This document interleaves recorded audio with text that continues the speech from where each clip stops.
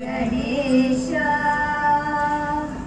ಆಡುತ್ತಾ ಬಾರೋ ಗಣೇಶ ಸಿದ್ಧೀಶ ಬುದ್ಧೀಶ ವಿಘ್ನೇಶ ಸರ್ವೇಶನೇ ಆಡುತ್ತಾ ಬಾರೋ ಗಣೇಶ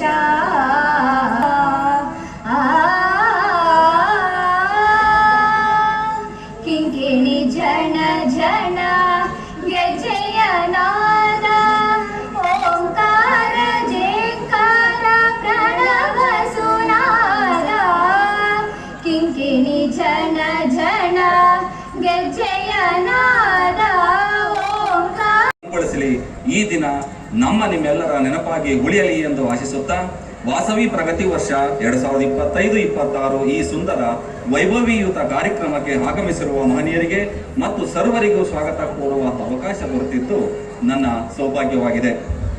ಈ ಸುಂದರ ಕಾರ್ಯಕ್ರಮದ ಅಧ್ಯಕ್ಷತೆ ವಹಿಸಿರ್ತಕ್ಕಂಥ ಶ್ರೀ ನಾಗರಾಜ್ MS ಅಧ್ಯಕ್ಷರು, ಶ್ರೀ ವಾಸವಿ ವಿದ್ಯಾಸಂಸ್ಥೆ ಶ್ರೀಯುತರಿಗೆ ತುಂಬು ಹೃದಯ ಸ್ವಾಗತವನ್ನು ಕೋರುತ್ತೇನೆ.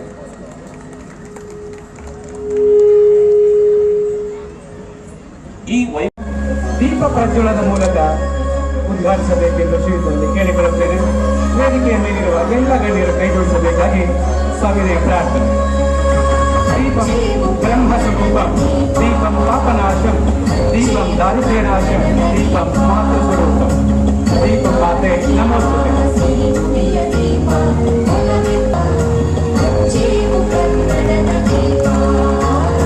ವಾಸವಿ ಪ್ರಗತಿ ಪರ್ವ 2025-26 ಕಾರ್ಯಕ್ರಮವನ್ನು ತುಂಬ ಪ್ರೀತಿಯಿಂದ ಉದ್ಘಾಟನೆ ಮಾಡಿದ ಡಾಕ್ಟರ್ ರವೀಂದ್ರ MS ಅವರು ಧನ್ಯವಾದಗಳು.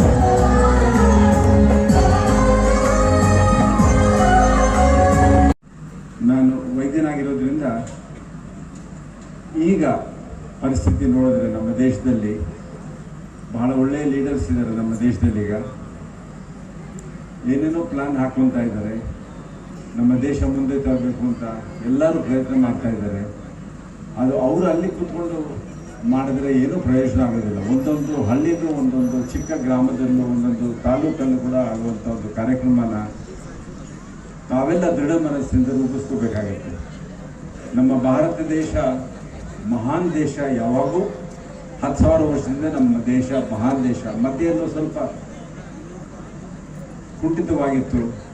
ಅದನ್ನು ಈ ಪ್ರಜೆಗಳು, ನಿಮ್ಮಂಥವರು, ಚಿಕ್ಕ ಮಕ್ಕಳು ನೃತ್ಯ ಹಾಡು ಎಲ್ಲ ಎಷ್ಟು ಅಮೋಘವಾಗಿ ಮಾಡಿ ತೋರಿಸಿದ್ರು. ಅದೇ ಒಂದು ದೊಡ್ಡ ಮನಸ್ಸಿನಿಂದ, ನಿಮ್ಮ ತಂದೆ ತಾಯಿಗಳ ಗೈಡೆನ್ಸಿಂದ ಈ ಟೀಚರ್ಸು ಭಾಳ ಚೆನ್ನಾಗಿ ಕೆಲಸ ಮಾಡ್ತಾಯಿದ್ದಾರೆ. ನಾನು ಪ್ರತಿ ವರ್ಷ ಬಂದಾಗ ನಿಮ್ಮ ಶಾಲೆಯ ಟೀಚರ್ಸ್ನ ಕಮಿಟ್ಮೆಂಟ್ ನಾನು ನೋಡಿದ್ದೀನಿ. ಶಾಲೆಯ ಈ ಬೋರ್ಡ್ ಏನಿದೆ, ಬೋರ್ಡ್ ಆಫ್ ಡೈರೆಕ್ಟರ್ಸ್ ಏನಿದೆ, ಅವರ ಕಮಿಟ್ಮೆಂಟ್ ಕೂಡ ನೋಡಿದ್ದೀನಿ.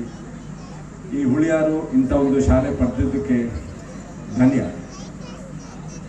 ಈ ಮಕ್ಕಳಿಗೆ ಶಾಲೆ ಪಾಠ ಹೇಳಿಕೊಡುತ್ತೆ, ಟೀಚರ್ಸ್ ಪಾಠ ಹೇಳಿಕೊಡ್ತಾರೆ.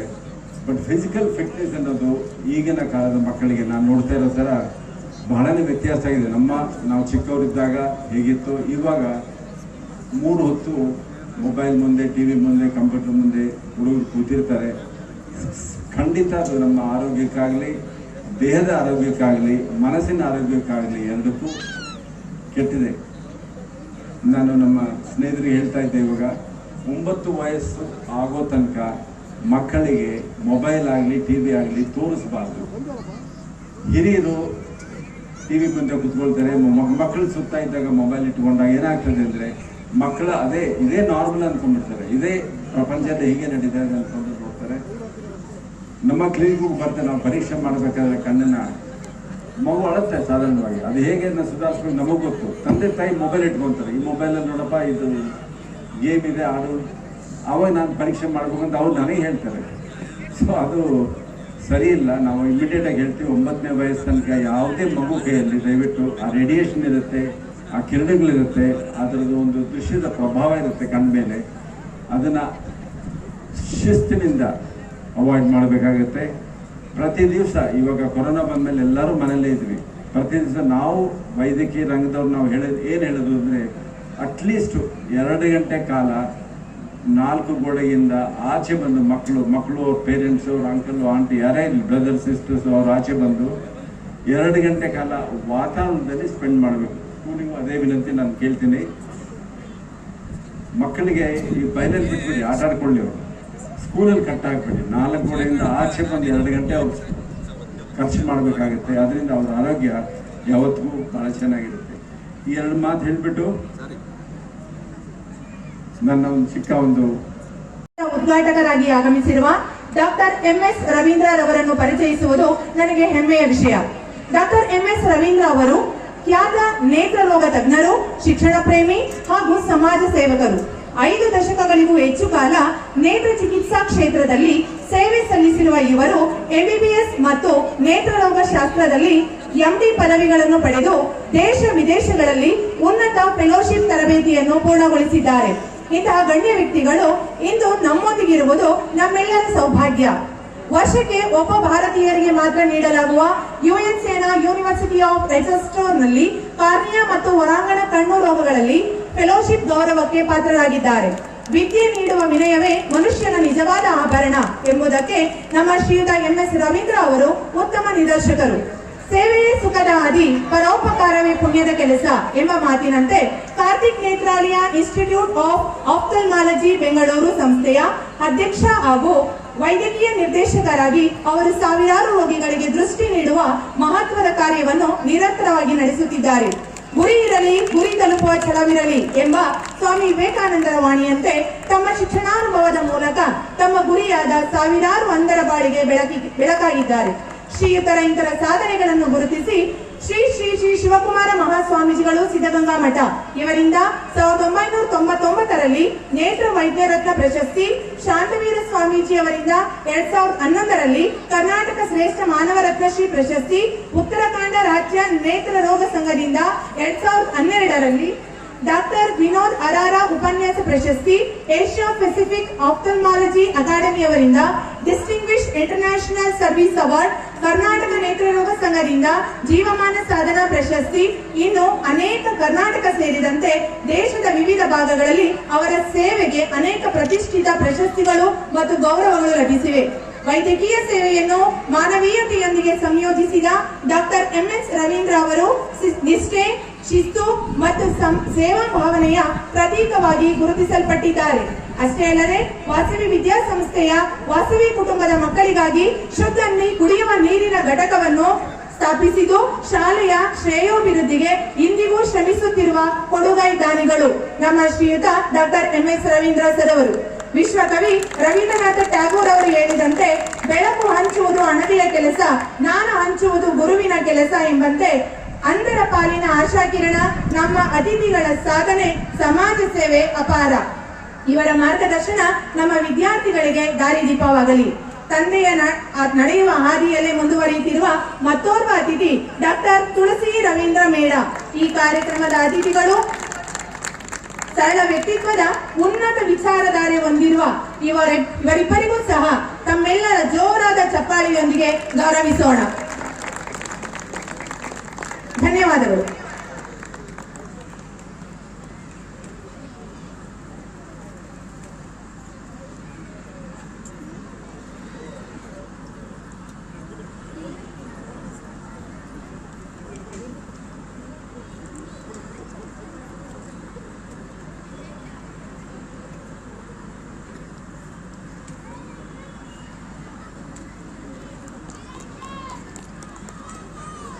ಇತಿಹಾಸವನ್ನು ಸೃಷ್ಟಿಸಲು ಸಾಧ್ಯ ಎಂಬ ಮಾತನ್ನು ನೆನಪಿಸಿಕೊಳ್ಳುತ್ತಾ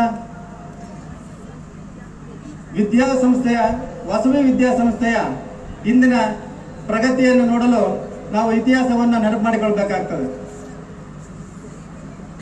ಆ ಇತಿಹಾಸವನ್ನು ನೆನಪು ಮಾಡಿಕೊಳ್ಳುವ ಒಂದು ಸಣ್ಣ ಪ್ರಯತ್ನವನ್ನು ಮಾಡುತ್ತಾ ವಿದ್ಯಾಸಂಸ್ಥೆಯ ಪ್ರಾರಂಭಕ್ಕೆ ಕಾರಣೀಭೂತರಾದಂತಹ ಹಿರಿಯರನ್ನು ನೆನೆಯುವ ಒಂದು ಹಾಗೂ ಅವರಿಗೆ ಕೃತಜ್ಞತೆಯನ್ನು ಸಮರ್ಪಿಸುವ ಸಮಯ ಅಂತ ನಾನು ಭಾವಿಸ್ತಾ ಇದ್ದೇನೆ.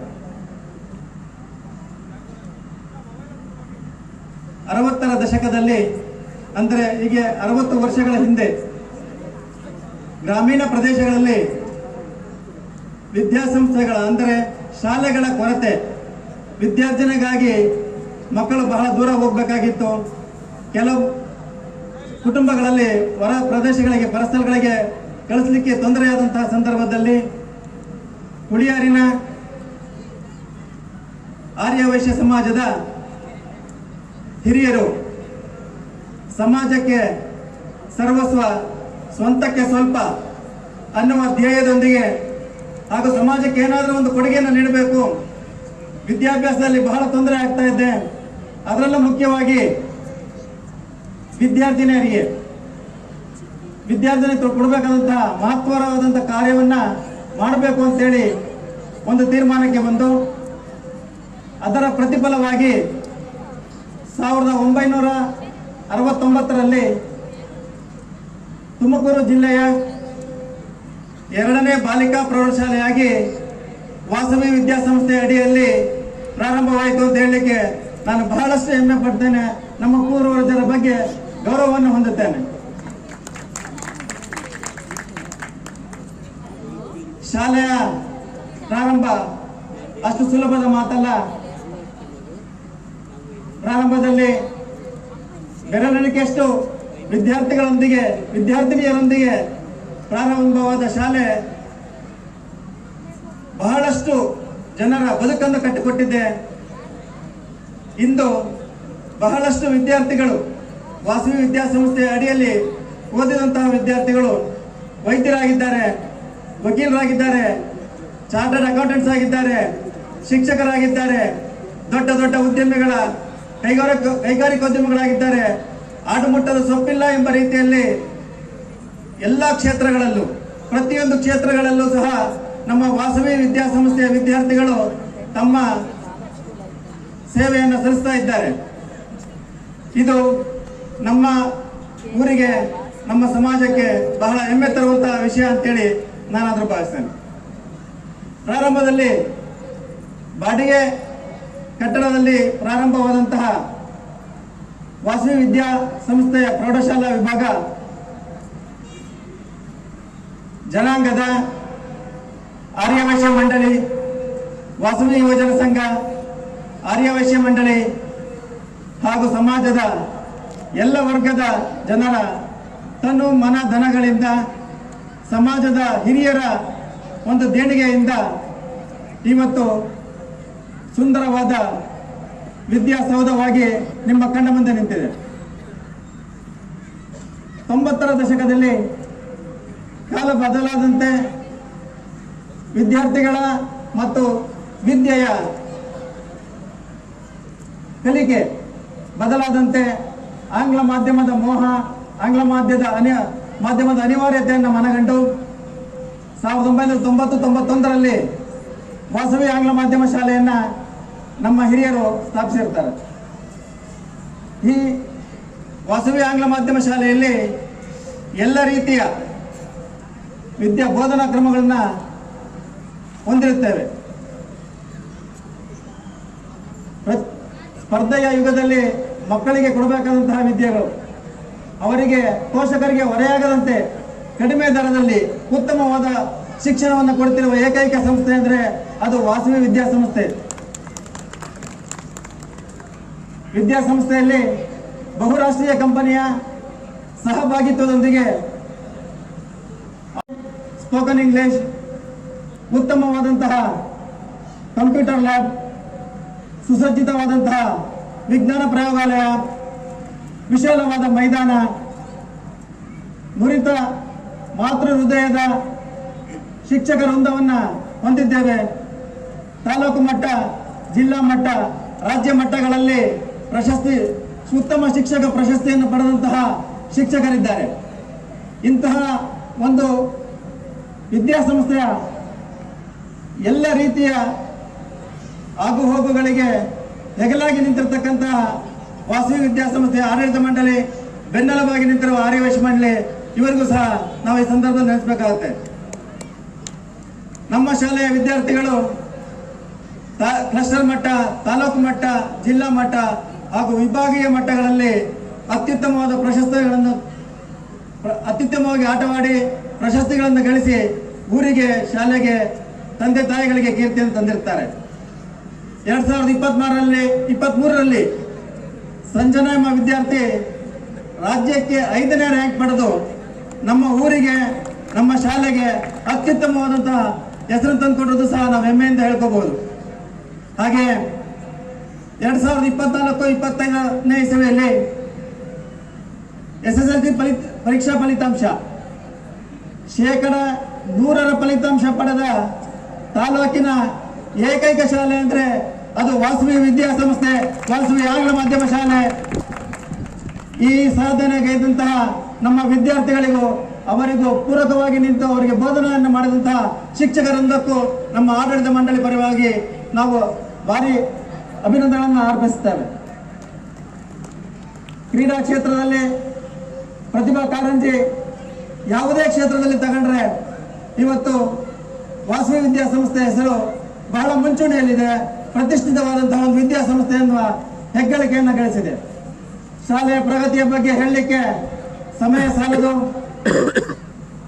ಇದನ್ನ ಪಡೆದಿರುತ್ತಾರೆ.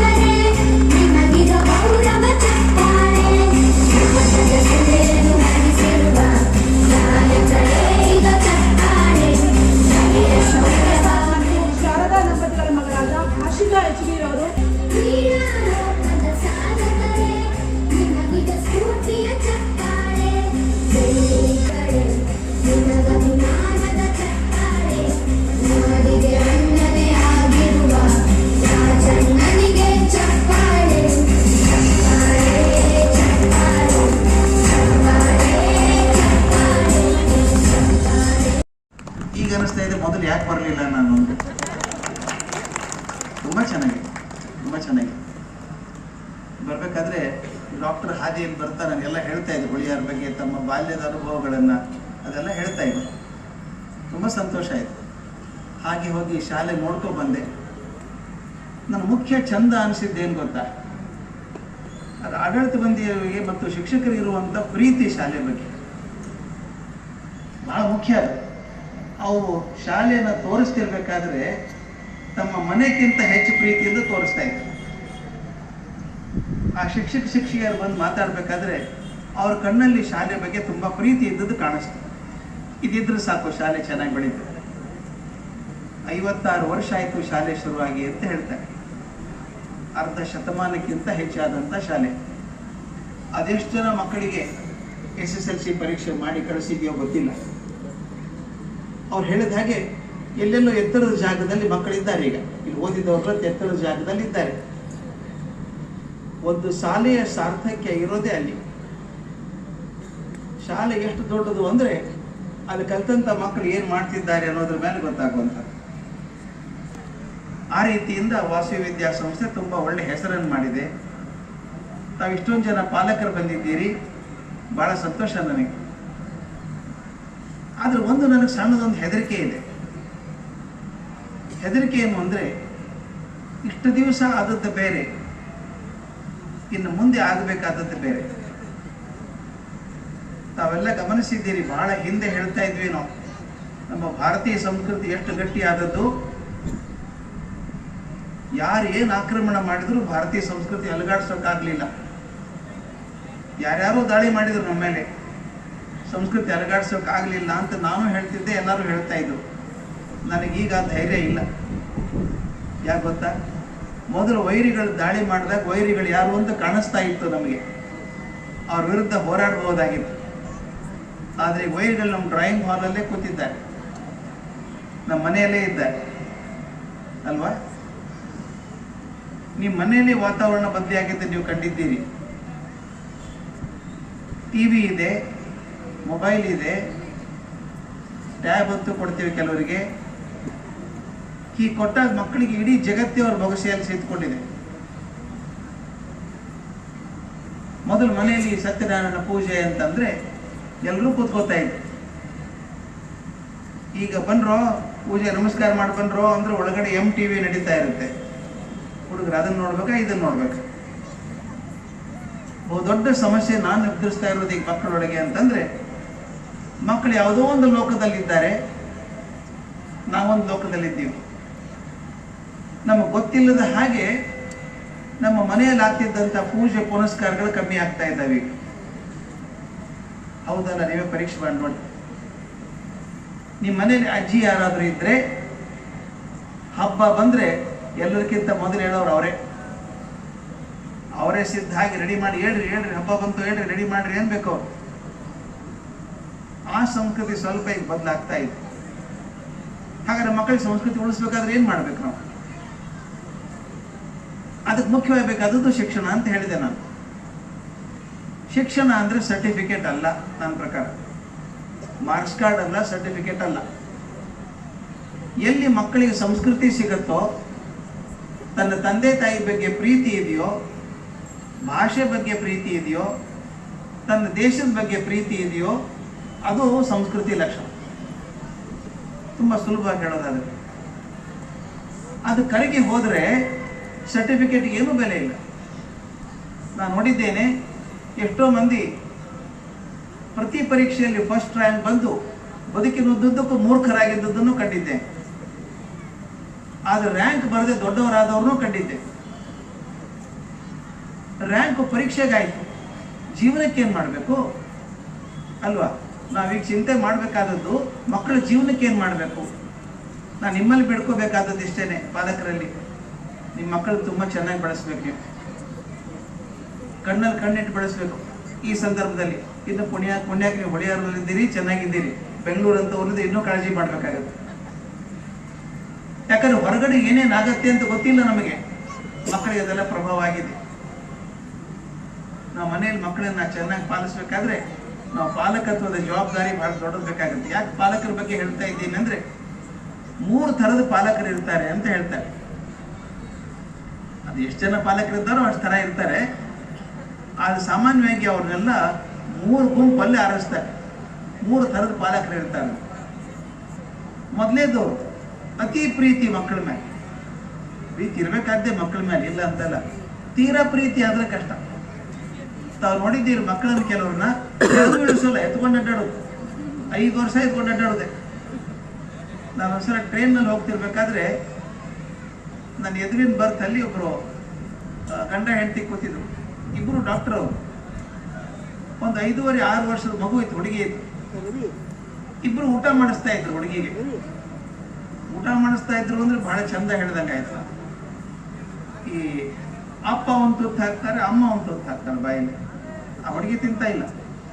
ಅದು ಹೇಗೆ ಕಾಣಿಸ್ತಿತ್ತು ನನಗೆ ಅಂದ್ರೆ, ಈ ಗೋಡೆಗೆ ಸಿಮೆಂಟ್ ಮಾಡ್ತಾರಲ್ಲ, ನೋಡಿದ್ದೀರಾ? ಸಿಮೆಂಟಿಂಗ್ ಹೊಡೆದು ಹಿಂಗೆ ತಿಕ್ತಾರೆ. ಹಾಗೆ ಅಪ್ಪ ಒಂದು ತುತ್ತು ಹಾಕೋದು, ಬಾಯಿ ಒರೆಸೋದು, ಅಮ್ಮ ಒಂದು ತುತ್ತು ಹಾಕೋದು, ಬಾಯಿ ಒರೆಸೋದು. ಅದು ನುಗ್ಗೋಕೆ ಆಗ್ತಾ ಇಲ್ಲ ಪಾಪ, ಕಣ್ಣು ಬೆಳೆ ಮಾಡ್ಕೊಂಡು ಕೂತಿದೆ ಅದು. ನಾ ಕೇಳಿದೆ, ಹುಡುಗಿ ಕೈ ಇಲ್ಲೇನ್ರಿ ಅಂತ ಕೇಳಿದೆ. ಇದೇ ಅಲ್ಲ ಸರ್ ಅಂದ್ರು. ಬಿಟ್ಟು ತಿಂತಾಳಕ್ಕೆ ಅಂದೆ. ಪಾಪ ಕೈ ಕೊಳಕಾಗಿದೆ ಸರ್ ಅಂದ್ರು. ಹಾಗೆ ಒಂದು ಕೈ ಕೊಳಕಾಗಿ, ನಿಮ್ಗೆ 2 ಕೈ ಕೊಳಕಾಗಿದ್ದಾವಲ್ಲ. 5-6 ವರ್ಷ ಆದ್ರೂ ತಿನ್ನೋಕೆ ಬರಲ್ಲ ಮಗುಗೆ. ನಾವು ಯಾಕೆ ಹೀಗೆ ಮಾಡ್ತೀವಿ ಗೊತ್ತಾ? ಎಲ್ಲವೂ ನಾವು ಮಾಡಕ್ ಹೋಗ್ತೀವಿ. ಎಲ್ಲಿ ಅಪ್ಪ ಕೂತ್ಕೋಪ್ಪ, ನಾ ಶೂ ಲೇಸ್ ಕಟ್ತೀನಿ. ನೀವು ಶಾಲೆಗೆ ಹೋಗೋ ಮಕ್ಕಳಿಗೆ ನೋಡ್ಬೇಕು ಎಷ್ಟು ಚೆನ್ನಾಗಿರುತ್ತೆ. LKG ಮಕ್ಕಳನ್ನ ಮುಂದೆ ಅವ್ನು ಚಕ್ರವರ್ತಿ ಹೋದಂಗೆ ಹೋಗ್ತಿರ್ತಾನೆ, ಹಿಂದೆ ಅಮ್ಮ ಆ ಊಟದ ಡಬ್ಬಿ, ಚೀಲ, ನೀರಿನ ಬಾಟಲ್ ಹಿಡ್ಕೊಂಡು ಹಿಂದೆ ಹೋಗ್ತಾ ಇರುತ್ತೆ. ಯಾಕೆ ಹೊರಲಿ, ಅವನೇನು ತೊಂದರೆ ಇಲ್ಲ, ಅದೇನು ಭಾಳ ಭಾರ ಇರೋಲ್ಲ. ಯಾಕೆ ಹೇಳ್ತಿದ್ದೀನಿ ಗೊತ್ತಾ? ಇದು ಭಾಳ ಮುಖ್ಯವಾದ ವಿಷಯ ಹೇಳ್ಬೇಕು ನಾನು ನಿಮಗೆ. ಅತಿ ಪ್ರೀತಿ ಮಾಡಿ ಎಲ್ಲವನ್ನೂ ಹಾಕ್ತೀವಿ. ಕೆಲವರಂತೂ ಎಷ್ಟರ ಮಟ್ಟಿಗೆ ಒಳ್ಳೆಯವರಿದ್ದಾರೆ ತಾಯಂದ್ರು. ಕೆಲವು ತಾಯಂದ್ರು ಎಷ್ಟು ಒಳ್ಳೆಯವರಿದ್ದಾರೆ ಅಂದರೆ ಮಕ್ಕಳು ಹೋಮ್ವರ್ಕ್ ಕೂಡ ಅವರೇ ಮಾಡ್ತಾರೆ ಎಡಗೈಯಿಂದ. ಪಾಪ ಮಗು ಬಯಸ್ಕೊಂಡ್ಬಿಡುತ್ತೆ, ನಿದ್ದೆ ಬಂದಿದ್ದು ನಾನೇ ಹೋಮ್ವರ್ಕ್ ಮಾಡ್ಬೇಡ, ಎಡಗೈ ಮಾಡಬೇಕು, ಮಕ್ಕಳು ಮಾಡಿದ್ದು ಗೊತ್ತಾಗಬೇಕಲ್ಲ. ನೀವು ಮಕ್ಕಳಿಗೆ ಉಪಕಾರ ಮಾಡ್ತಾ ಇಲ್ಲ, ಇದು ದೊಡ್ಡ ಅಪಕಾರ ಮಾಡ್ತಾ ಇದ್ದೀರಿ ಮಕ್ಕಳಿಗೆ. ಅಕಸ್ಮಾತ್ ಹೋಮ್ವರ್ಕ್ ಮಾಡಲಿಲ್ಲ ಮಗು, ನಾಳೆ ಬಂದ ದಿವಸ ಬಯಸ್ಕೊಳ್ಳಿ ಶಾಲೆಯಲ್ಲಿ, ಗೊತ್ತಾಗ್ಲಿ ಅವನಿಗೆ. ಯಾಕೆ ಮಾಡಬೇಕು ಅಂತ ಹೇಳ್ತೀನಿ. ಎಲ್ಲವೂ ಸುಲಭವಾಗಿ ಸಿಕ್ಕಿಬಿಟ್ರೆ ಮಕ್ಕಳಿಗೆ ಜೀವನ ಹಾಗೆ ಇದೆ ಅನ್ಕೋತಾರೆ. ಮುಂದೆ ಬಹುದೊಡ್ಡ ಸಂಶೋಧನೆ ಆಗಿದೆ ಇತ್ತೀಚೆಗೆ ಅದ್ರ ಬಗ್ಗೆ, ಭಾಳ ದೊಡ್ಡ ಮನಃಶಾಸ್ತ್ರದ ಕಂಡು ಹಿಡಿದಿದ್ದಾರೆ. ಈ ನಿಮ್ಮ ಮನೇಲಿ ನೋಡಿ, ಒಂದೊಂದು ಮಗು ಇದ್ರೆ ಆಟಿಕೆ ಸಾಮಾನು ಎಷ್ಟಿದೆ ನೋಡಿದ್ದಾರೆ ಮನೇಲಿ. ಒಂದು ನರ್ಸರಿ ಸ್ಕೂಲ್ ಆಗೋಷ್ಟು ಆಟಿಕೆ ಸಾಮಾನು ಇರುತ್ತೆ ಮನೇಲಿ. ಗಮನಿಸಿ, ಮಗು ಕೇಳಿಲ್ಲ ಅದನ್ನ, ಮಗು ಕೇಳೇ ಇಲ್ಲ, ನೀವೇ ತಂದು ತಂದು ಹಾಕಿದ್ದು. ಎಲ್ಲಿ ಹೋಗೋದು ಆಟಿಕೆ ಸಾಮಾನು ತರೋದು, ಒಂದು ಬಟ್ಟೆ ತರೋದು.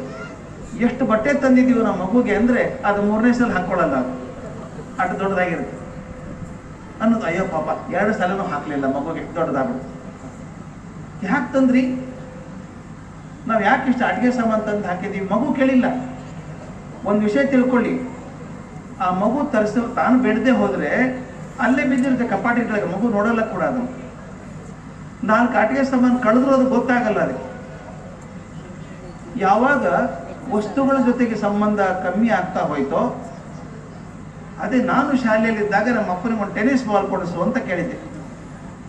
3 ತಿಂಗಳು ಕೊಡಿಸ್ತಿಲ್ಲ ನಮ್ಮಪ್ಪ, ಮುಂದಿನ ತಿಂಗಳು ಅಂತ. ಈಗ ಕೊನೆಗೆ ಒಂದು ಕೊಡಿಸಿದಾಗ ಅದ್ರ 3 ವರ್ಷ ಕಾಪಾಡ್ಕೊಂಡಿದ್ದೆ ನಾನು. ಮತ್ತೊಂದು ಸಿಗಲ್ಲ ಬೇಗ. ವಸ್ತುವಿನ ಬೆಲೆ ಅರ್ಥ ಆಗ್ಬೇಕು ಮಕ್ಕಳಿಗೆ ಮುಖ್ಯ.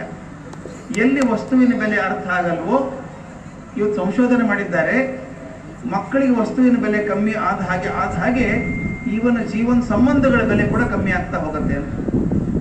The relationship become weaker. ಯಾಕಂದ್ರೆ ಕೇಳಲಾರ್ದೆ ಸಿಕ್ಬಿಡುತ್ತಲ್ಲ. ಮಕ್ಕಳು ಏನು ಗೊತ್ತಾ, ದೊಡ್ಡವರಾದಾಗೆ ಅಯ್ಯೋ ಎಷ್ಟು ಚೆನ್ನಾಗಿತ್ತು ಗೊತ್ತಾ, ಕೇಳಿದ್ದೆಲ್ಲ ಸಿಗತ್ತೆ ಅಂತ. ಆದ್ರೆ ಒಂದು ಹಂತ ಬಂದಾಗ ಕೇಳಿದ್ದೆಲ್ಲ ಸಿಗಲ್ಲ ಅಂತ ಗೊತ್ತಾದಾಗ ಭಾರಿ ಆಘಾತ ಆಗತ್ತೆ ಮಕ್ಕಳಿಗೆ. ಕೇಳದೆ ಸಿಕ್ಬಿಟ್ಟಿದೆಯಲ್ಲ ಎಲ್ಲನೂ. ದಯವಿಟ್ಟು ಹಾಗೆ ಮಾಡಬೇಡಿ. ಅದು ಮಕ್ಕಳು ಪ್ರೀತಿ ಮಾಡಬೇಡಿ ಅಂತ ಹೇಳ್ತಾ ಇಲ್ಲ, ಖಂಡಿತ ಪ್ರೀತಿ ಮಾಡಿ. ಮಗುಗೆ ಎಷ್ಟು ಅವಶ್ಯ ಇದೆಯೋ ಅಷ್ಟೇ ಕೊಡಿ. ಇದು ನಾಳೆ ನಾವು ಮಕ್ಕಳ ಸ್ವಭಾವವನ್ನು ಹಾಳು ಮಾಡ್ತಾ ಇದ್ದೀವಿ. ಇದು ಅತಿ ಪ್ರೀತಿ ಮಾಡುವಂಥ ಪಾಲಕರು ಒಂದು ಕ್ಯಾಟಗರಿ.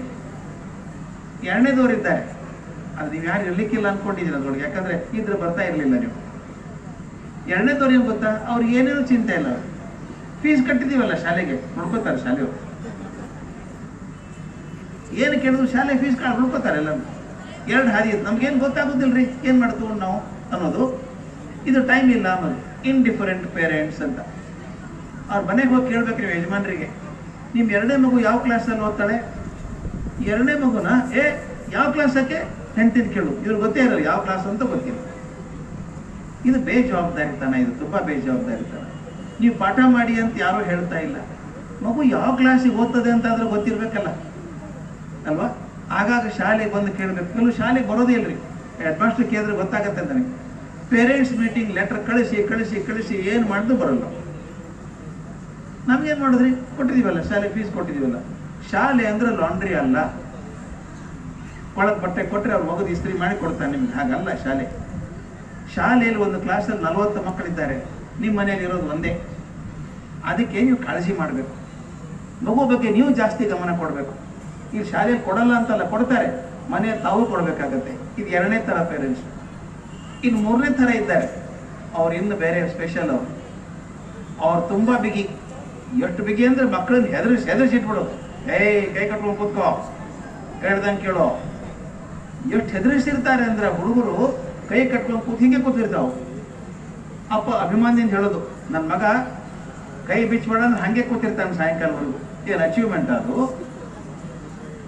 ಹೇಳ್ಕೊಡುದು, ನಾನು ಹಾಕಿದ ಗೆರೆ ದಾಟಲ್ಲ ಮಗ ಅಂತ. ಎಷ್ಟು ಗೆರೆ ಹಾಕ್ತೀನಿ ಜೀವನದಲ್ಲಿ. ತೀರಾ ಬಿಗಿ. ಒಂದು ಹೇಳ್ಬಿಡ್ತೀನಿ ಘಟನೆ, ತಮಾಷೆ ಘಟನೆ ಅದು. ನಾನು ಕೆಲವೊಂದು ಅಪರಾಧಗಳನ್ನು ಮಾಡಿದ್ದೇನೆ. ಅದರಲ್ಲಿ ಹುಡುಗರನ್ನು PhD ಮಾಡಿಸೋದು. ನನ್ನ ಕಡೆ PhD ಮಾಡೋಕೆ ಹುಡುಗ ಮುಂಬೈನಿಂದ ಬಂದ, ಬುದ್ಧಿವಂತ ಹುಡುಗ, MSc ಮಾಡಿದ್ದ. ಒಂದು ದಿವಸ ಬಂದ, ಸರ್ ಒಂದು 20 ml ಆಲ್ಕೋಹಾಲ್ ತಗೊಳ್ಳ ಸರ್ ಅಂತ. ಯಾಕಪ್ಪ ಅಂತ ಹೇಳಿದೆ. ಪ್ರಾಕ್ಟಿಕಲ್ ತಗೋಬಾರ್ದು, ಕೆಮಿಸ್ಟ್ರಿ PhD ಅದು ಮಾಡ್ಕೊ ಅಂತ ಹೇಳಿದ್ರು. 5 ನಿಮಿಷಕ್ಕೆ ಬರೋನು, ಸರ್ ಹಿಂಗೆ ಮಾಡಲ ಸರ್, ಸೋಸ್ಲಾ ಸರ್, ಕುದಿಸ್ಲಾ ಸರ್ ಅಂತ ಬರೋನು. ಬಾರೋ ಇಲ್ಲಿ ಅವ್ರ ಹೆಸರು ಚೇಂಜ್ ಮಾಡಿದೆ, ಸುಧಾಕರ ಅಂತ ಹೆಸರು ಅವನು. ಪ್ಲಸ್ ಸುಧಾಕರಲ್ಲಿ ಅಲ್ವಾ MSc ಪಾಸ್ ಆಗಿಲ್ಲ ನೀನು? ಆಗಿದ್ದೀನಿ ಸರ್. ಮತ್ತೆ ತಿರ್ಗಂಬರ್ಗೆ ಯಾಕೆ ಕೇಳ್ತೀಯ? ಪದ್ಧತಿ ಕೊಟ್ಟಿದ್ದೀವಿ ಏನು ಮಾಡ್ಬೇಕಂತ. ಅಲ್ಲಪ್ಪ ಮನೇಲಿ ಹೆಣ್ಮಕ್ಳು ರೆಸಿಪಿ ಬುಕ್ ಇಟ್ಕೊಂಡು ಅಡುಗೆ ಮಾಡ್ಕೊತಾರಂತೆ, ಏನು ಪ್ರಾಕ್ಟಿಕಲ್ ಮಾಡಕ್ಕೆ ಬರಲ್ವಾ ಅಂತ ಸುಮ್ಮನೆ ಕೇಳಿದೆ ಸರ್ ಅಂದ. ಯಾಕೋ ವಿಚಿತ್ರ ಅನ್ನಿಸ್ತು ನನಗೆ. ಒಂದು ವಾರ ಆದ್ಮೇಲೆ ಬಂದ, ಸರ್ ಸ್ವಲ್ಪ ಬೇಗ ಮನೆಗೆ ಹೋಗ್ಲಾ ಸರ್ ಅಂದ. ಮನೆಗೆ ಹೋಗು, ಏನು ತೊಂದರೆ, ಸ್ಕೂಲ್ ಆಯಿತು ಹೋಗು, ಏನು ಪ್ರಾಬ್ಲಮ್ ಇದೆಯೇನಪ್ಪ ಅಂತ ಕೇಳಿದೆ. ಏನಿಲ್ಲ ಸರ್, ಅಮ್ಮ ಮನೇಲಿದ್ದಾರಲ್ಲ ಸರ್ ಅದಕ್ಕೆ ಹೋಗ್ಬೇಕು ಅಂದ. ಅಮ್ಮ ಮನೇದು ನೀನು ಯಾಕೆ ಹೋಗ್ಬೇಕು ಅಂತ ಕೇಳಿದೆ. ಸರ್ ನಾನೇನಿಲ್ಲ ಸರ್, ನಾನು ಶರ್ಟ್ ತೊಗೋಬೇಕಲ್ಲ ಸರ್, ಅಮ್ಮನೇ ಸೆಲೆಕ್ಟ್ ಮಾಡಬೇಕಲ್ಲ ಸರ್ ಅಂದ. ಎಲ್ಲ ಪಾಪಿ 28 ವರ್ಷ ಅವನಿಗೆ, ಶರ್ಟ್ ತೊಗೊಳಕ್ಕೆ ಬರಲ್ಲೇನೋ ಅಂತ ಕೇಳಿದೆ. ನನಗೆ ಬಣ್ಣ ಗೊತ್ತಾಗಲ್ಲ ಸರ್ ಅಂದ. ಅಯ್ಯೋ ಕರ್ಮ, ಕೆಮಿಸ್ಟ್ರಿ PhD ಮಾಡೋ ಬಂದಿದ್ದಾನೆ ಅವನು. ಕೆಮಿಸ್ಟ್ರಿ ಇರೋದೇ ಬಣ್ಣ, ಬರೀ ಬಣ್ಣನೇ ಗೊತ್ತಾಗಲ್ಲ. ಹಾಗಲ್ಲ ಸರ್, ನನಗೆ ಯಾವ್ದು ಒಳ್ಳೇದು ಕೆಟ್ಟದ್ದು ಗೊತ್ತಾಗಲ್ಲ ಸರ್, ಮೊದಲಿಂದ ಅಮ್ಮನೇ ಸೆಲೆಕ್ಟ್ ಮಾಡೋದು ಸರ್ ಅಂತ. 28 ವರ್ಷ ಹುಡುಗನಿಗೆ ಒಂದು ಶರ್ಟ್ ಸೆಲೆಕ್ಟ್ ಮಾಡೋಕೆ ಆಗ್ತಾ ಇಲ್ಲ. ಏನೋ ತಕರಾರಿದೆ ಅನ್ನಿಸ್ತು, ಮನೆಗೆ ಹೋಗ್ಬೇಕು ಅಂತ ಆಸೆ. ನಾನಾಗಿ ಹೆಂಗೆ ಹೋಗೋದು ಒಂದು ಬಿಗುಮಾನ ಬೇರೆ, ಹೋಗಲಿಲ್ಲ. ಮುಂದೆ ದೀಪಾವಳಿ ಬಂತು, ಅವ್ರ ಅಪ್ಪ ಫೋನ್ ಮಾಡಿದ್ರು ನನಗೆ, ಸರ್ ಮನೆಗೆ ಬರ್ಬೇಕು ಸರ್ ಅಂದರು. ಕಾಯ್ತಾ ಇದ್ದೆ ನಾನು. ಹೋದೆ, ಮನೆಗೆ ಹೋದ್ರೆ ಪೂರ್ತಿ ಬಾಗಿಲು ಮುಚ್ಚಿದ್ರೆ ಬೆಲ್ ಮಾಡ್ಬೋದು, ತೆಗೆದಿದ್ರೆ ಕಾಣುತ್ತೆ. ಇದು ಮುಕ್ಕಾಲು ಭಾಗ ಮುಚ್ಕೊಂಡಿತ್ತು. ಬೆಲ್ ಮಾಡ್ಲಾ ಅನ್ನೋ ಹೊತ್ತಿಗೆ ಒಳಗಿನ ದೊಡ್ಡ ಧ್ವನಿ ಬಂತು, ಜೋರ್ ಧ್ವನಿ, ಎಸ್ ಕಮೆನ್ ಅಂತ. ಬಾಗದ ಒಳಗೆ ಕಾಲಿಟ್ಟೆ. ಅಲ್ಲಿ ಮುಂದೆ 3 ಜನ ಕೂಡ ಸೋಫಾ ಇರ್ತಲ್ಲ, 3 ಸೀಟರ್ ಸೋಫಾ, ಅದ್ರ ತುಂಬಾ ಅವ್ರ ಅಪ್ಪ ಕೂತಿದ್ರು. ನಾನು ನೋಡಿದ ತಕ್ಷಣ ಸುಧಾಕರ ಅಂದ್ರು. ರಾ ಅನ್ನೋದ್ರೊಳಗೆ ಬಂದಿದ್ದ ಅವನು. ನಮಸ್ಕಾರ ಸರ್, ಬಂದದ್ದು ಬಹಳ ಸಂತೋಷ ಸರ್, ಕೂತ್ಕೊಳ್ಳಿ ಸರ್ ಅಂತ ಒಂದು ಸೋಫಾ ತೋರಿಸ್ದ. ಅಲ್ಲೊಂದು ಹೆಜ್ಜೆ ಇಟ್ಟೆ ನಾನು. ಮತ್ತೆ ಕೂಗಿದ್ರು ಅವರು, ಕೀರ್ತಿ ಅಂದ್ರು. ಇದು ಯಾವ ಕೀರ್ತಿ? ಇದು ಇವನ್ ತಂಗಿ, ಸುಧಾಕರನ್ ತಂಗಿ. ಆಕೆ ಅದೇ ಡೈಲಾಗೆ, ನಮಸ್ಕಾರ ಸರ್, ಮನೆಗೆ ಬಂದದ್ದು ಬಹಳ ಸಂತೋಷ ಸರ್, ಕೂತ್ಕೊಳ್ಳಿ ಸರ್, ಅದೇ ಕುರ್ಚಿ ತೋರಿಸ್ತಾಳೆ ಆಕೆ. ಒಂದು ಹೆಜ್ಜೆ ಇಟ್ಟೆ, ಮತ್ತೆ ಕೂಗಿದ್ರು, ಜಾನಕಿ ಅಂದ್ರು. ಇದ್ಯಾವ ಜಾನಕಿ? ಈ ಮಕ್ಕಳು ಅದರ ಅವ್ರ ಹೆಂಡತಿ, ಸುಧಾಕರನ್ ತಾಯಿ. ಅವ್ರು ಬಂದರು, ಸೇಮ್ ಡೈಲಾಗ್, ನಮಸ್ಕಾರ ಸರ್, ಮನೆಗೆ ಬಂದದ್ದು ಬಹಳ ಸಂತೋಷ ಸರ್, ಕೂತ್ಕೊಳ್ಳಿ ಸರ್. ಇನ್ನೊಬ್ರು ನಾನೇ ಹೇಳ್ಬಿಡ್ತಿದ್ದೆ ಡೈಲಾಗ್ ಏನು ಅಂತ, ಅಷ್ಟು ಗೊತ್ತಾಗಿತ್ತು. ಅಲ್ಲಿ ಕೂತ್ಕೊಳ್ಳೋಕೆ ಹೋದಪ್ಪ ತಪ್ಪು ಹೋಗಿದ್ರು, ಜಾನಕಿ ಅಂದ್ರು. ಎಲ್ಲ ಇವನ ಒಬ್ಬ ಜಾನಕಿ ಬಂದಾಯ್ತಾ, ಇನ್ನೊಬ್ರು ಜಾನಕಿನ. 2ನೇ ಸಲ ಜಾನಕಿ ಅಂದಾಗ ಒಳಗೆ ಹೋದ್ರು. ಅಂದ್ರೆ ಎಷ್ಟು ಚಂದ ರಿಹರ್ಸಲ್ ಮಾಡಿದ್ರು ಅಂದ್ರೆ, ಮೊದಲನೇ ಸಲ ಜಾನಕಿ ಅಂದಾಗ ಬರಬೇಕು, 2ನೇ ಸಲ ಅಂತ ಒಳಗೆ ಹೋಗ್ಬೇಕು. ನನಗೆ ಗೊತ್ತಾಯ್ತು ಸುಧಾಕರ ಯಾಕೆ ಹೀಗಿದ್ದಾನೆ ಅಂತ. ಪ್ರತಿ ಕ್ಷಣಕ್ಕೂ ಅಪ್ಪನ ಮುಖ ನೋಡ್ಬೇಕು, ಮತ್ತೆ ಅಪ್ಪನ ಮುಖ ನೋಡ್ಬೇಕು ಅವನು, ಈ ತರ ಇದ್ದ. ಅಂತೂ PhD ಮುಗಿಸ್ದ. PhD ಯಾರು ಫೇಲ್ ಆಗಲ್ಲ, ಒಂದು 6 ತಿಂಗಳು ಡಿಲೇ ಆಗುತ್ತೆ ಅಷ್ಟೇನೆ. PhD ಮುಗಿಸ್ದ. ಬೆಂಗಳೂರಲ್ಲಿ ನೌಕರಿ ಸೇರ್ಕೊಂಡ, ಲೆಕ್ಚರರ್ ಆದ. 1 ವರ್ಷ ಆದ್ಮೇಲೆ ನನಗೆ ಅವರಪ್ಪ ಫೋನ್ ಮಾಡಿದ್ರು. ಮತ್ತೆ ಪ್ರೊಫೆಸರ್ ಒಳ್ಳೆ ಸುದ್ದಿ ಇದೆ ನಿಮ್ಗೊಂದು ಅಂದ್ರು. ಏನ್ ಸುದ್ದಿ ಅಂತ ಕೇಳಿದೆ. ಸುಧಾಕರ್ ಮದುವೆ ಗೊತ್ತು ಮಾಡಿದ್ದೀನಿ ಅಂದ್ರು. ಅಯ್ಯೋ ಕರ್ಮ, ಲಗ್ನ ಬೇರೆ ಕೇಳಿ ನನಗೆ. ಯಾರು ಹುಡುಗಿ ಯಾರು ಅಂತ ಕೇಳಿದೆ. ಅವ್ರು ಹೇಳಿದ್ರು. ನನಗೆ ಎದೆ ಹೊಡೋದು, ಇಷ್ಟು ಹುಡುಗಿ ಇದ್ದ ಏನು ಗೊತ್ತು ನನಗೆ. ಆ ಹುಡುಗಿ ನಗ್ತದೆ, ಅಸಾಧ್ಯ ನಗ್ತದೆ ಹುಡುಗಿ. ಅದು ಕಾರ್ಟೂನ್ ಶೋ ನೋಡಿ ನೋಡಿ ಚಪ್ಪಾಳೆ ತಟ್ಟು ನಗ್ತಾಳೆ. ಹೀಗೆ ಮದುವೆ ಆದ್ನಲ್ಲಪ್ಪ ಇವನು ಅಂತ. ಮದುವೆಗೆ ಹೋಗಿದ್ದೆ. ಮದುವೆ ಆಗಿ 4ನೇ ದಿವಸ ರಾತ್ರಿ 10:30 ಒಂದು ಫೋನ್ ಬಂತು ನನಗೆ. ಆಶಾ ಅಂತ ಹುಡುಗಿ ಹೆಸರು. ಫೋನ್ ಮಾಡಿ, ಅಂಕಲ್ ಸುಧಾಕರ ಮೊದಲೇ ಗೊತ್ತಿತ್ತಾ ನಿಮಗೆ ಅಂದು. ಗೊತ್ತಿತ್ತು, ನನ್ನ ಕಡೆ PhD ಮಾಡಿದಾನಲ್ಲ ಅವನು ಒಂದೇ. ಮೊದಲೇ ಯಾಕೆ ಹೇಳಿಲ್ಲ ನನಗೆ ಅಂದು. ನನಗೇನು ಗೊತ್ತಿ ಅವನು ಮದುವೆ ಆಗ್ತೇನೆ. ಮದುವೆ ಕಾರ್ಡ್ ನೋಡಿದ್ಮೇಲೆ ಗೊತ್ತಾದ. ಯಾಕೆ ತಕರಾರು ಏನು ಅಂತ ಕೇಳಿದೆ. ನಿಮಗೆ ಗೊತ್ತು ಅಂಕಲ್, ನಾನು ನಗದೇ ಇರೋಕೆ ಸಾಧ್ಯವೇ ಇಲ್ಲ, ಬಹಳ ನಗೆ ಬರುತ್ತೆ ನನಗೆ. ಇವ್ರು ನಗಬೇಕಾದ್ರೆ 3 ಜನ ಪರ್ಮಿಷನ್ ತಗೋಬೇಕು. ನಾ ಹಿಂಗೆ ನೋಡಿ ಏನು ಮಾಡಲಿ? ನಾ ಇದೊಂದು ಕೆಲಸ ಮಾಡು, ನೀನು ಅವ್ರಂಗೆ ಗುಮ್ ಅಂತ ಕೂತ್ಕೋ, ಇಲ್ಲದ ನೀನು ಅವ್ರು ನಗಿಸು ಒಂದೇ. ಹಾಗೆ 4 ವರ್ಷ ಬೇಕಾಯ್ತು ಅವ್ರು ನಗಿಸ್ಬೇಕಾದ್ರೆ. ಯಾಕೆ ಹೇಳಿದ್ದೀನಿ ಅಂದರೆ, ನೀವು ಬಾಲ್ಯದ ತುಂಬ ಬಿಗಿ ಮಾಡಿಬಿಟ್ರೆ ಹುಡುಗರ ನಾಯಕತ್ವ ಬರೋದೇ ಇಲ್ಲ. ಅವ್ರು ಯಾರೋ ಒಬ್ರು ಏನು ಹೇಳ್ತಾರೆ ಹಾಗೆ ಮಾಡಬೇಕು. ಆದ್ದರಿಂದ ಈ 3 ಥರದ ಪಾಲಕರಿದ್ದಾರೆ. ಇದರಲ್ಲಿ ನಾವು ಯಾವ ಇದ್ದೀವಿ ನಾವೇ ನೋಡ್ಕೋಬೇಕಷ್ಟೇ. ಯಾವುದೂ ಒಳ್ಳೇದಲ್ಲ, ಎಲ್ಲೂ ಒಂದೊಂದು ಬೇರೆ ಬೇರೆ ರೀತಿ ಇದೆ. ನಾವು ಹೇಗಿರಬೇಕು ಅಂದರೆ, ಮಕ್ಕಳಿಗೆ ಸ್ವಾತಂತ್ರ್ಯನೂ ಕೊಟ್ಟಿರಬೇಕು, ಸ್ವಲ್ಪ ಹೆದರಿಕೆನೂ ಇರಬೇಕು. ಹೊಡೆತ ಬಡ್ತಾ ಹೆದರಿಕೆ ಅಲ್ಲ. ಅವೊಂದು ಹೇಳ್ಬಿಡ್ತೀನಿ ನಾನು, ನಮ್ಮಲ್ಲಿ ಹೊಡೆತ ಜಾಸ್ತಿ, ಪಟ ಪಟ ಹೊಡೆದು ಹುಡುಗರಿಗೆ. ಇಲ್ಲಿ ಹೊಡಿತಾರಿಲ್ಲ ಗೊತ್ತಿಲ್ಲ, ಹೊಡೆಯಾರಲ್ಲಿ ಹೊಡಿತಿರ್ಬೇಕು, ಹೊಡಿತಾರಲ್ಲ ಅನ್ಕೊಂಡಿದ್ದೀನಿ ನಾನು. ನಮ್ಮಲ್ಲಿ ಏನಿಲ್ಲ, ಕೈ ಮೊದಲೇ ಬರೋದು, ಪಟ್ಟಕ್ಕಂತ ಹಾಕೋದೇ ಒಂದು. ಅದು ದಯವಿಟ್ಟು ಬೇಡ. ಅದರಲ್ಲಿ 5 ವರ್ಷದ ಮಕ್ಕಳ ತನಕ ಅಂತೂ ಖಂಡಿತ ಹೊಡಿಲೇಬಾರದು. ಒಂದು ಮಾತಿದೆ, ಲಾಲಯೇತ್ 5 ವರ್ಷಾಣಿ 10 ವರ್ಷಾಣಿ ತಾಡಯೇತ್ ಪ್ರಾಪ್ತೇಶು ಷೋಡಶೆ ವರ್ಷೆ ಪುತ್ರೇ ಮಿತ್ರವದಾಚರೇತ್ ಅಂತ. ಬಹಳ ಚಂದ. 5 ವರ್ಷ ಮಕ್ಕಳಿಗೆ ಬರೀ ಪ್ರೀತಿ ಕೊಡಬೇಕು, ಒಳ್ಳೇದನ್ನೇ ತೋರಿಸ್ಬೇಕು, ಒಳ್ಳೆ ಮಾತು ಕೇಳಿಸ್ಬೇಕು, ಒಳ್ಳೇದನ್ನು ಕೇಳಿಸ್ಬೇಕು. ಅದಕ್ಕೆ ಮಕ್ಕಳಿದ್ದಾಗ ಒಳ್ಳೆ ಸ್ತೋತ್ರ ಯಾಕೆ ಹೇಳಿಸ್ತೀವಿ ಮನೆಯಲ್ಲಿ ನಾವು? ಒಳ್ಳೆ ಮಾತುಗಳು ಹೇಳಿಸೋದು ಎದಕ್ಕೆ? ಆಗ ಕಲ್ತದ್ದು ಎಂದೂ ಮರೆಯಲ್ಲ. ನೀವೇ ನೋಡಿ, ಬಾಲ್ಯದಲ್ಲಿ ನೀವು ಕಲ್ತಂಥದ್ದು ಯಾವುದೂ ಮರೆಯಲ್ಲ. ಆಮೇಲೆ 40 ವರ್ಷ ಕಲಿಯೋ ಭಾಗಗಳು ನೆನಪು ಹೊಳೆಯಲ್ಲ. ಅದಕ್ಕೆ ಬಾಲ್ಯದಲ್ಲಿ ಒಳ್ಳೆ ಮಾತು ಹಾಕಬೇಕು ಅಂತ. ನನಗೊಬ್ರು ಕೇಳಬಿಟ್ರು, ಯಾಕೆ ಹೊಡಿಬಾರ್ದು ಸರ್? ಹೊಡಿಲಾರ್ದ ತಿದ್ದೋದು ಹೆಂಗೆ ಸರ್ ಇವ್ರನ್ನ? ಗುರುದೇವ್ ಮೇಷ್ಟ್ರು ಕೇಳಿದ್ರು ನನಗೆ ಇದನ್ನು, ಹೊಡಿಲಾರ್ದ ಕಲಿಸೋದು ಹೆಂಗೆ ಸರ್ ಅಂದರು. ನಾನು ನಿಮಗೆ ಕಲಿಸ್ಬೇಕು ಹೊಡಿಬೇಕು ಅಂತ ಕೇಳಿದೆ. ಅಲ್ಲ ಸರ್ ಕಲಿಸ್ಬೇಕು ಸರ್, ಅವ್ರು ಕಲಿಯೋಲ್ಲ ಸರ್, 2 ಹಾಕಿದ್ರೆ ಕಲಿತಾರೆ. ಅದನ್ನು ಗಾದೆ ಮಾತು ಬೇರೆ ಮಾಡಿಬಿಟ್ಟಿದ್ದೀವಿ ನಾವು. ಮರಾಠಿಯಲ್ಲಿ ಛಡಿ ಆಯಿ ಶಮ್ ಶಮ್ ವಿದ್ಯಾ ಆಯಿ ಘಾಮ್ ಘಾಮ್. ಇಂಗ್ಲೀಷಲ್ಲೂ spare the rod and spoil the child ಅಂತ. ಹಳೆ ಕಾಲದ ಮಾತು ಬಿಟ್ಬಿಡಿ ಅವನ್ನೆಲ್ಲ. ಹೊಡಿಯೋಂಗಿಲ್ಲ ಮಕ್ಕಳು ನನ್ನ ಪ್ರಕಾರ. ಯಾಕೆ ಹೊಡಿಬಾರ್ದು ಅಂತ ಹೇಳ್ತೀನಿ. ಒಂದು ಚಿತ್ರ ಕಣ್ಮುಂದೆ ಬರ್ಬೇಕು ನಿಮಗೆ. ಒಂದು ಕುದುರೆ ಗಾಡಿಯಲ್ಲಿ ಹೋಗ್ತಾ ಇದ್ದೀರಿ ಅಂತ ಇಟ್ಕೊಳ್ಳಿ. ಕುದುರೆ ಗಾಡಿಯಲ್ಲಿ 2 ಭಾಗ ಇದೆ, ಕುದುರೆ ಒಂದು ಬಂಡಿ ಒಂದು. ನೀವು ಬೇಗ ಬೇಗ ಹೋಗ್ಬಂದ್ರೆ ಯಾರನ್ನ ಹೊಡಿತೀರಿ? ಬಂಡಿ ಹೊಡಿತೀರಾ ಕುದುರೆ ಹೊಡಿತೀರಾ? ಕುದುರೆ ಹೊಡಿತೀರಿ. ಬಂಡಿ ಹೊಡೆದ್ರೆ ಏನು ಪ್ರಯೋಜನ? ಅದೇ ರೀತಿ ಮಗು ಕೂತಿದೆ, ಓದಲ್ಲ ಅಂತ ಮೊಂಡುತನ ಮಾಡ್ತಾ ಇದೆ. ಮಗುವಲ್ಲೂ 2 ಭಾಗ ಇದೆ, ದೇಹ ಒಂದು ಮನಸ್ಸು ಒಂದು. ಓದಲ್ಲ ಅನ್ನೋದು ಯಾವುದು? ಮನಸ್ಸು. ದೇಹ ಅಲ್ಲೇ ಕೂತಿದೆಯಲ್ಲ, ಏನ್ ಮಾಡುತ್ತೆ ಪಾಪ? ಓದೋದಿಲ್ಲ ಅನ್ನೋದು ಮನಸ್ಸು. ದೇಹಕ್ಕೆ ಯಾಕೆ ಹೊಡಿತೀರಿ ನೀವು ಬಂಡಿ ಹೊಡೆದಂಗೆ? ಯಾಕೆ ಹೊಡಿತೀವಿ ಅಂದ್ರೆ ಮನಸ್ಸಿಗೆ ಹೇಗೆ ಹೊಡಿಬೇಕು ನಮಗೆ ಗೊತ್ತಿಲ್ಲ. ನಮ್ಮ ಅಶಕ್ತತೆ ಅದು. ಮನಸ್ಸಿಗೆ ಹೇಗೆ ಹೊಡಿಬೇಕು ಅಂತ ಗೊತ್ತಿದೆ, ದೇಹಕ್ಕೆ ಹೊಡ್ಕೊಂಡು ಹೋಗ್ತೀವಿ ನಾವು. ದಯವಿಟ್ಟು ಮಾಡಬೇಡಿ, ಹೊಡಿಬೇಡಿ. ನೀವು ಹೊಡಿತೀನಿ ಅನ್ನೋದೇ ಚಂದ. ಒಂದ್ಸಲ ಹೊಡೆದು ಇಷ್ಟೇ ತಾನೇ ಹೊಡೆತ ಹಾಕು ಅಂತ. ನೀವು ಬ್ರಹ್ಮಾಸ್ತ್ರ ಮುಗಿದೈತು, ಮುಂದೆ ಏನು ಬ್ರಹ್ಮಾಸ್ತ್ರ ಇಲ್ಲ ನಿಮ್ಮ ಕಡೆ. ಆದ್ದರಿಂದ ಮಕ್ಕಳು ಮನಸ್ಸಿಗೆ ನೋವಾಗುವ ಹಾಗೆ ಹೊಡೆತ ಬೇಕಾಗಿಲ್ಲ, ಅಪಮಾನ ಬೇಕಾಗಿಲ್ಲ. ಅದು ತಿದ್ದೋದಕ್ಕೆ ಹಾದಿ ಇದೆ, ಬೇಕಾದಷ್ಟು ಹಾದಿಗಳಿರ್ತಾವೆ. ಹೊಡಿಲಾರದ ತಿದ್ದು ಅಂತ. ಮುಂದಿನ ಹಾಗೂ ಶ್ರೀಮತಿ ಮಧುರ್ ಅವರು ಶ್ರೀಯುತರ ಕಿರು ಪರಿಚಯ ಮಾಡಬೇಕು ಎಂದು ವಿನಂತಿಸುತ್ತೇನೆ. ವಾಸವಿ ಪ್ರಗತಿ ಪರ್ವ 2025-26 ಈ ಸುಂದರ ರಸಸಂಜೆ ಕಾರ್ಯಕ್ರಮದಲ್ಲಿ ಉಪಸ್ಥಿತರಿರುವ ಗೌರವಾನ್ವಿತ ಅತಿಥಿಗಳೇ, ಪ್ರೀತಿಯ ಶಿಕ್ಷಕರೇ, ಪೋಷಕವೃಂದದವರೇ, ಮಾತು ನನ್ನ ಆತ್ಮೀಯ ವಿದ್ಯಾರ್ಥಿಗಳೇ, ಕ್ಷಣ ಕ್ಷಣಕ್ಕೂ ಖುಷಿ ನೀಡುವಂತಿರಬೇಕು ಶಿಕ್ಷಣ. ಯಾವತ್ತೂ ನಿಲ್ಲಬಾರದು ಶಿಕ್ಷಣದ ಪಯಣ. ಕೋಗಿಲೆಯ ನಾದದಂತಿರಬೇಕು ಶಿಕ್ಷಣದ ಇಂಧನ. ಸಮುದ್ರದ ಅಲೆಗಳಂತೆ ಧುಮುಕುತ್ತಿರಬೇಕು ಶಿಕ್ಷಣದ ಕಂಪನ. ಶಿಕ್ಷಣಕ್ಕೆ ಕಟ್ಟಲಾಗದು ಯಾವುದೇ ರೀತಿಯ ಬೆಲೆ. ಶಿಕ್ಷಣ ಎಂಬುದು ನಮ್ಮ ಜೀವನದ ಅದ್ಭುತ ಶಿಲೆ. ಇದಕ್ಕೆ ಉತ್ತಮ ನಿದರ್ಶನವೆಂದರೆ ಈ ವೇದಿಕೆಯ ಕೇಂದ್ರ ಬಿಂದು ಡಾಕ್ಟರ್ ಗುರುರಾಜ ಕರ್ಜಗಿಯವರು. ಇವರು ಶಿಕ್ಷಕರ ಶಿಕ್ಷಕ, ಅಕ್ಷರದ ಮೂಲಕ ಕ್ರಾಂತಿ ಮೂಡಿಸಿದ ಅಕ್ಷರಾಚಾರ್ಯ, ಮಹಾನ್ ಚಿಂತಕ, ಶಿಕ್ಷಣ ತಜ್ಞ, ತತ್ವಜ್ಞಾನಿ, ಲೇಖಕ, ಪ್ರಚೋದಕ ವಾಗ್ಮಿ. ಡಾಕ್ಟರ್ ಗುರುರಾಜ ಕರ್ಜಗಿಯವರ ಕಿರುಪರಿಚಯವನ್ನು ಮಾಡಿಕೊಡುವ ಸುವರ್ಣಾವಕಾಶ ನನ್ನದಾಗಿದೆ. ಇವರು ಬಾಗಲಕೋಟೆ ಜಿಲ್ಲೆಯ ಬಿಳಗಿಯಲ್ಲಿ ವಸಂತರಾಜ ಕರ್ಜಗಿ ಹಾಗೂ ಲಕ್ಷ್ಮೀದೇವಿ ದಂಪತಿಗಳ ದ್ವಿತೀಯ ಪುತ್ರನಾಗಿ ಮೇ 24, 1952ರಲ್ಲಿ ಜನಿಸಿದರು. ಇವರು ಕರ್ನಾಟಕದಲ್ಲಿಯೇ ಪ್ರಾಥಮಿಕ ಮತ್ತು ಪ್ರೌಢ ಶಿಕ್ಷಣ ಪೂರ್ಣಗೊಳಿಸಿದರು. ಕರ್ನಾಟಕ ವಿಶ್ವವಿದ್ಯಾಲಯದಿಂದ ರಸಾಯನಶಾಸ್ತ್ರದಲ್ಲಿ PhD ಮುಗಿಸಿ ತಮ್ಮ 28ನೇ ವಯಸ್ಸಿಗೆ ವಿದ್ಯಾವರ್ಧಕ ಸಂಸ್ಥೆಯ ಪ್ರಾಂಶುಪಾಲರಾಗಿ ದೇಶದ ಯಂಗೆಸ್ಟ್ ಪ್ರಿನ್ಸಿಪಲ್ ಆದವರು ಡಾಕ್ಟರ್ ಗುರುರಾಜ ಕರ್ಜಗಿಯವರು.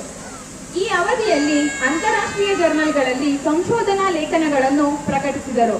ನಂತರ ಎಲೆಕ್ಟ್ರೋಕೆಮಿಕಲ್ ಸೊಸೈಟಿ ಆಫ್ ಇಂಡಿಯಾ